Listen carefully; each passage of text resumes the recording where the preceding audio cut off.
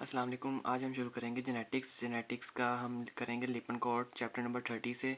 तो सबसे पहले हम जेनेटिक्स शुरू करने से पहले हम उसका पहले थोड़ा सा इंट्रो देख लेते हैं कि डीएनए क्या होता है, डीएनए किस चीज़ से मिलकर बनता है, डीएनए में कौन कौन सी चीज़ें होती हैं। तो चलें यहाँ शुरू करते हैं। सबसे पहले जैसे कि हमें पता है डीएनए हमारे न्यूक्लिक एसिड कौन कौन से होते हैं। एक होता है डीएनए, दूसरा कौन सा आता है RNA. Nucleic acid deoxy ribo nucleic acid होता है, एक राइबो न्यूक्लिक एसिड होता है। सही है। अब जैसा कि हमें पता है डीएनए क्या करता है, हमारा जेनेटिक इन्फॉर्मेशन स्टोर करता है। डीएनए प्रोकैरियोट्स में भी होता है, यूकैरियोट्स में भी होता है। प्रोकैरियोट्स में जो डीएनए होता है वो कौन सा होता है, नॉन मेम्ब्रेनस होता है, और वो न्यूक्लियोइड हम इसे कहते हैं प्रोकैरियोट्स में। और प्रोकैरियोट्स में एक एक्स्ट्रा चीज़ भी होती है। क्या चीज़ होती है? प्लाज्मिड। प्लाज्मिड क्या होता है? एक नॉन क्रोमोसोमल डीएनए होता है, यानी कि प्रोकैरियोट्स में एक क्रोमोसोमल डीएनए के अलावा भी एक नॉन क्रोमोसोमल डीएनए होता है जिसे हम कहते हैं प्लाज्मिड। सही है। उसके बाद हम पढ़ेंगे डीएनए, ये central dogma of molecular biology क्या होता है कि डीएनए से आरएनए का बनना और आरएनए से प्रोटीन का बनना। यानी कि डीएनए से डीएनए की ट्रांसक्रिप्शन होएगी, पहले डीएनए की रेप्लिकेशन होएगी। जैसे कि डीएनए की रेप्लिकेशन अगर हमने डॉटर सेल बनाने हैं तो हम डीएनए को रेप्लिकेट करते हैं, और रेप्लिकेशन करके पेरेंट का डीएनए डॉटर डीएनए में चले जाता है। और अगर हमने कोई प्रोटीन बनानी है तो हम क्या करते हैं, डीएनए की ट्रांसक्रिप्शन करते हैं, ट्रांसक्रिप्शन से हम आरएनए बनाते हैं, आरएनए से ट्रांसलेशन करते हैं, ट्रांसलेशन से हम प्रोटीन बनाते हैं। इस सारे प्रोसेस को कहते हैं सेंट्रल डोग्मा। चलें अब हम शुरू करेंगे डीएनए का स्ट्रक्चर कि डीएनए किन की चीज़ों से मिलकर बनता है। तो जैसा कि हमें पता है डीएनए में 3 चीज़ें होती हैं। एक नाइट्रोजनस बेस, पहली की चीज़ होगी नाइट्रोजनस बेस, दूसरी की चीज़ होगी शुगर, तीसरी की चीज़ होगी फॉस्फेट ग्रुप। यानी कि डीएनए के अगर मोनोमर देखें, मोनोमर डीएनए का मोनोमर क्या होता है, डीएनए क्या होता है, राइबोन्यूक्लियोटाइड। यानी कि उसमें मोनोमर डीएनए का क्या है, न्यूक्लियोटाइड। यानी कि काफ़ी ज़्यादा न्यूक्लियोटाइड मिलकर डीएनए की एक चेन बनाते हैं। एक न्यूक्लियोटाइड प्लस दूसरा न्यूक्लियोटाइड प्लस तीसरा न्यूक्लियोटाइड, इस तरह काफ़ी ज़्यादा न्यूक्लियोटाइड मिलकर एक चेन बनाते हैं। और एक न्यूक्लियोटाइड किन चीज़ों से मिलकर बनता है, एक नाइट्रोजनस बेस, शुगर और एक फॉस्फेट ग्रुप। नाइट्रोजनस बेसिस कौन कौन सी होती हैं? अगर आपने न्यूक्लियोटाइड की केमिस्ट्री पढ़ी है तो आपको ये शायद चीज़ें पता हो। जैसे नाइट्रोजनस बेसिस होती हैं प्यूरीन और पायरामिडीन्स। प्यूरीन कौन कौन सी होती हैं? एडिनिन और गुवानिन। पायरामिडीन कौन कौन सी होती हैं? साइटोसिन, यूरासिल और थायमिन। ठीक है, ये था नाइट्रोजनस बेस। शुगर कौन कौन सी होती हैं? डीएनए के अगर हमने तो अब जेनेटिक्स पढ़नी है, डीएनए के लिहाज से पढ़ना है तो हम शुगर लेंगे डीऑक्सी राइबोस शुगर। और डीऑक्सी राइबोस आरएनए में कौन सी शुगर होती है? Ribose sugar. अब इन दोनों में फ़र्क क्या है? जो डीऑक्सी राइबोस शुगर है ना, उसमें क्या होता है, एक ऑक्सीजन कम होता है, carbon number 2 as compare to the ribose. सही है। उसके बाद तीसरी चीज़ क्या होती है, हमारे पास फॉस्फेट ग्रुप होता है। सही है। अब मैं आपको सिंपल पहले एक न्यूक्लियोटाइड की थोड़ी सी केमिस्ट्री बताऊंगा। उसमें क्या होता है कि एक हमारा राइबोस शुगर है और एक हमारा प्यूरिन है। सही है।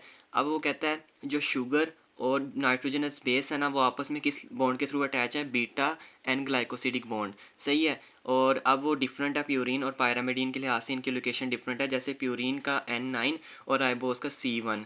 सही है। इन दोनों के दरमियान क्या बनता है? Beta N glycosidic bond. और के उसके बाद कहता है पायरामिडीन में क्या सीन है? पायरामिडीन में ये सीन है कि N1 ऑफ पायरामिडीन और C1 ऑफ राइबोस शुगर, इन दोनों के दरमियान क्या बनता है? Beta N glycosidic bond. अगर हम बेस बेस और शुगर को मिलाएं तो क्या बनता है? एक न्यूक्लियोसाइड हमें एक मिल जाता है। और न्यूक्लियोसाइड किससे क्या किन दो चीज़ों से मिलकर बनता है? एक शुगर और एक बेस से। सही है। उसके बाद हम पढ़ेंगे, अब हमने न्यूक्लियोसाइड से न्यूक्लियोटाइड बनाना है। बहुत इजी है न्यूक्लियोटाइड बनाने का प्रोसेस भी। सिर्फ हमने एक फॉस्फेट ग्रुप अटैच करना है, उसके बाद क्या बन जाएगा? न्यूक्लियोटाइड। यानी कि एक न्यूक्लियोटाइड में कौन कौन सी चीज़ें होती हैं? न्यूक्लियोटाइड में होता है बेस, शुगर और एक फॉस्फेट।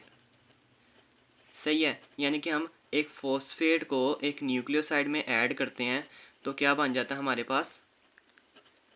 एक न्यूक्लियोटाइड मिल जाता है।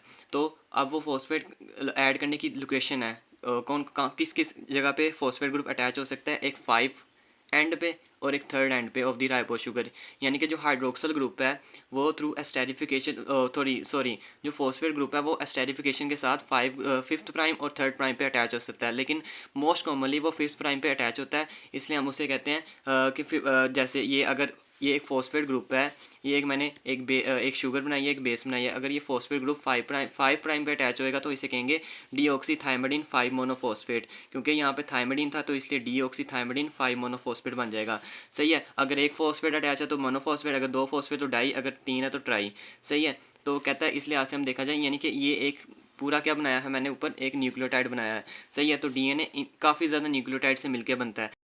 तो डीएनए किसका पॉलीमर है? Deoxyribonucleoside monophosphate. और किस तरह लिंक है? Through 3 prime to 5 prime phosphodiester bonds के साथ। ठीक है, अब इसको आगे समझने से पहले हम इसका बेसिक स्ट्रक्चर समझ लेते हैं। तो असल में होता क्या है, ये हमारे पास है एक सिंगल न्यूक्लियोटाइड।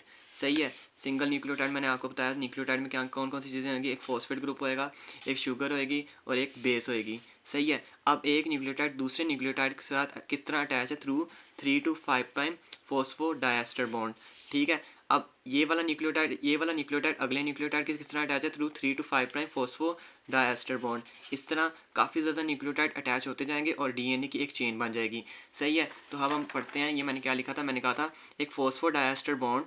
ठीक है, जो एक फॉस्फोडाइएस्टर बॉन्ड है किस तरह अटैच है, 3rd prime hydroxyl group of the deoxypentose of one nucleotide to the 5th prime hydroxyl group of the deoxypentose of the adjacent nucleotide by a phosphoryl group. मैंने ये बताया कि ये फॉस्फो जो डायस्टर बॉन्ड है वो 3rd prime hydroxyl group of the previous nucleotide to the 5th prime hydroxyl group of the adjacent nucleotide के साथ अटैच है।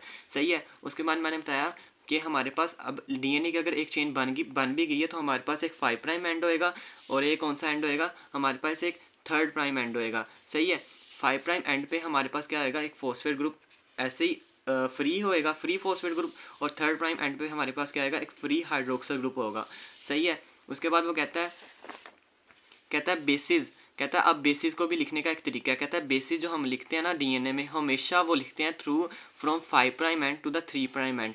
यानी कि जो बेसिस का लिखने का तरीका वो भी इसी तरह ही है कि 5 प्राइम एंड से अगर हमने किसी को बेस बताना है तो हम किस सीक्वेंस से उसको बेस बताएंगे, हम 5 प्राइम एंड से शुरू होंगे बताना।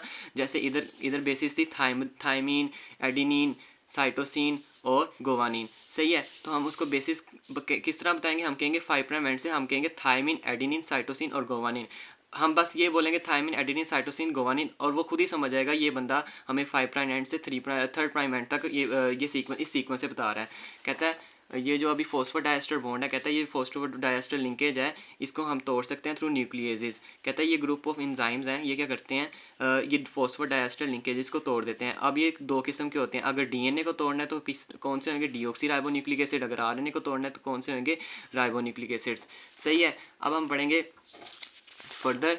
तो फर्दर अब हमने डीएनए की एक चेन बनाई थी। कहता है डीएनए की दो चेन्स होती हैं, आपको पता है डीएनए एक डबल हेलिक्स है। कहता है दोनों चेन्स एक कॉमन हेलिक्स के अराउंड वाइंड होती हैं, जिसे हम कहते हैं हेलिकल एक्सिस। ये एक कॉमन एक्सिस है जिसके अराउंड दोनों चेन्स आपस में रैप करती हैं। सही है, एक ट्विस्टेड लैडर की फॉर्म में हमें शेप देती है। तो उसमें क्या होता है, कहता है डीऑक्सी राइबोज फॉस्फेट बैकबोन जो होती है ना वो बाहर की तरफ होती है और बेसिस क्या होते हैं, अंदर की तरफ होते हैं, यानी कि hydrophobic bases are stacked inside. सही है, उसके बाद कहता है ये जो बेसिस है ना ये हेलिकल एक्सिस के बिल्कुल परपेंडिकुलर होते हैं। जैसे कि आपको नजर आ रही है एक बेस है, दो बेसिस आपस में अटैच है और ये हेलिकल एक्सिस है। कहता है इन दोनों ये आपस में परपेंडिकुलर हैं। सही है, तो उसके बाद क्या कहता है उसके बाद ये हेलिकल एक्सिस इस तरह रैप करते हैं तो हमें ना दो ग्रुप मिलते हैं, एक माइनर ग्रुप मिलता है, एक मेजर ग्रुप मिलता है। कहता है ये इंपॉर्टेंट हैं क्योंकि इनके ऊपर कुछ several group of regulatory proteins act करते हैं। जैसे हम फॉर एग्जांपल हमने कोई एंटी कैंसर ड्रग देनी है, फॉर एग्जांपल एक्टिनोमाइसिन डी। कहता है इस ड्रग का जो इफेक्ट है ना, साइटोटॉक्सिक इफेक्ट, वो सिर्फ जो है नैरो ग्रुप पे ऊपर होता है, यानी कि वो ये वाली ड्रग सिर्फ नैरो ग्रुप पे ऊपर आके एक्ट करेगी और अपना एक्शन दिखाएगी। मेजर ग्रुप में इस ड्रग का कोई काम नहीं है, इस ड्रग का। सही है, उसके बाद कहता है एडिनिन जो है उसके एडिनिन और थायमिन के दरमियान दो हाइड्रोजन बॉन्ड होते हैं। सही है, और जो गोवानिन और साइटोसिन के दरमियान है 3 हाइड्रोजन बॉन्ड होते हैं। सही है, डीएनए के सीक्वेंस में इसी तरह यही पेयरिंग होती है, एडिनिन 2 हाइड्रोजन बॉन्ड बनाता है गोवानिन के साथ, और जो 2 हाइड्रोजन होता है साइटोसिन एडिनिन थायमिन के साथ 2 हाइड्रोजन बॉन्ड और गोवानिन साइटोसिन के साथ 3 हाइड्रोजन बॉन्ड। इसके बाद हम पढ़ेंगे चार्गाफ रूल। चार्गाफ रूल ये कहता है कि डीएनए में जितना एडिनिन होएगा उतना ही थायमिन होएगा और डीएनए में जितना गोवानिन होएगा उतना ही साइटोसिन होएगा। यानी कि चार्गाफ रूल की पहली स्टेटमेंट है the amount of adenine equals to thymine and amount of guanine equals to cytosine. दूसरी स्टेटमेंट कहता है the amount of purines equals to the amount of pyrimidines. कहता है जितनी प्यूरिन्स होंगी उतनी ही पायरामिडीन्स होंगी डीएनए में। सही है, अब हमने डीएनए का सारा स्ट्रक्चर समझ लिया कि डीएनए के स्ट्रैंड में क्या क्या चीज़ें होती हैं, डीएनए का स्ट्रैंड कैसे बनता है। सही है, अब हम बताएंगे कि डीएनए के स्ट्रैंड को अगर हमने तोड़ना है तो किस तरह तोड़ेंगे। कहता है अगर उस डीएनए को हम किसी सोल्यूशन में डालेंगे, सही है, उस सोल्यूशन में डालने के बाद हम उसकी पीएच चेंज कर देंगे।